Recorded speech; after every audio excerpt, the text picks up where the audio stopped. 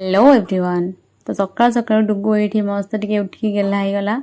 गेला हलापर ता काम सारिकिना मो हजबैंड को देदेली खाଇବା खाइबापी। तापर आमर आज प्लान थिला जेहेतु मैंने आज नॉनभेज बारी तो नॉनभेज फ्राइड राइस बनार प्लान थिला। तो मुझे बनई नेली बनईकिना खाई सारिकी तो बासन क्लीन करदेली कहीं जल्दी जल्दी टिके माने काम सारे जीवार था डुगु को पार्क नहीं आम ताको टाइम देवा दरकार ना।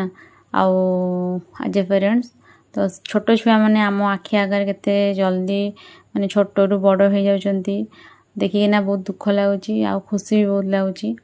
माने तार सब जिनस मन देखा गोटे माने पेरेंट्स गोटे ड्रीम थाए।